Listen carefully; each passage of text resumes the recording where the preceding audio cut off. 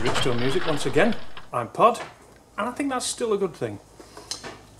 I've had a few rumfuls through my metaphorical postbag this week, and a few things that crop up about something very basic to all guitar playing, but extremely necessary. And actually very simple. Tuning. What's the best way to tune things? Well, the best way for you might not be the best way for me, but here's a couple of interesting things that might help you find your way. First of all, what you're doing when you actually tune something. Well, what you're doing is you're making a string on your guitar vibrate to the same frequency as a reference tone, which sounds very clever and complicated, but it really isn't. The reference tone can be a lot of different things. I tend to favour the use of a tuning fork many times. This is one of my favourites, 329.6 Hz. John Walker Blued steel, made in Sheffield for over 100 years, a bit like myself. Produces a tone, which I can hear, but you probably can't hear. There's an experiment. And all that you do then is you match the tone of the guitar string to the tone that you've just heard there. Now that sounds very clever and complicated, but you can also use an electronic tuner. It does exactly the same thing, except that the reference tone is built into it. Little quartz crystal, same thing as in your watch. It vibrates at a certain frequency when it's poked with electricity. Clever stuff inside does a bit of maths and decides that how many times that needs to vibrate for it to be a top E or whatever it is, and then matches what your guitar's doing to what the reference tone is. Now then, when you play, it shows up on your machine. As you tune up, you can't hear anything other than your guitar string, but ultimately you get to the right tune. And excuse me, sorry. Ultimately you get to the right tuning, and when your meter needle is straight up or whatever the reference is on your chosen device, then you know you're there. There are other methods that you can use on a guitar. By the way, when you're using a tuner that plugs in through on an electric guitar, there's a useful little tip which I think I gave you before, but it's worth repeating. Sometimes the needles could wobble about quite a lot on these things, and it usually calms them down a bit. If you switch to your neck pickup, which produces a purer tone, and then with your tone control turn the tone right the way down, that cuts a lot of treble out and it basically leaves a comparatively pure tone which your guitar tuner, at least electronically, can hear a lot more clearly.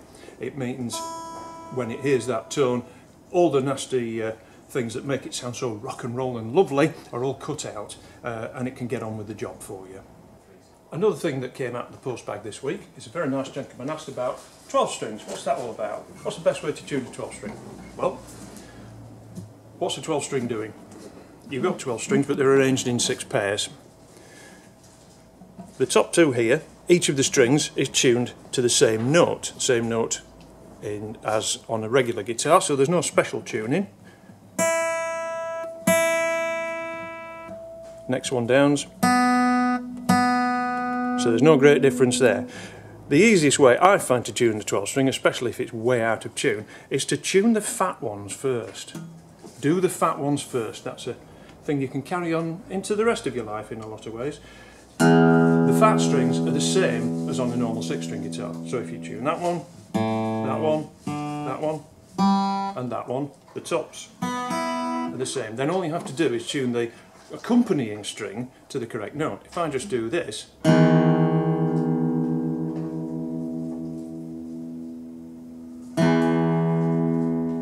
now those are now tuned to the same note but an octave apart, so the note that we will have tuned earlier on the larger of the strings, if you play that at the 12th fret, that's basically the same note as that, so the smaller string is an octave above the larger string.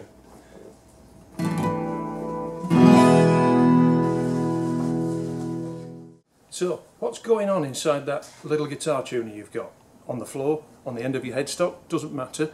It's the same principle. It's comparing a known tone to the tone of your guitar. If you could be a guitar tuner, it would sound like this.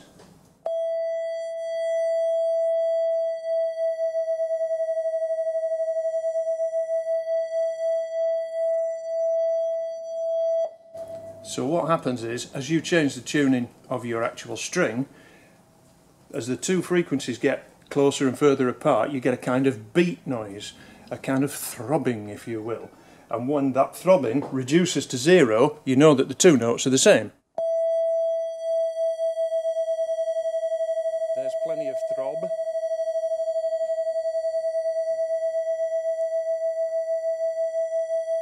Almost there.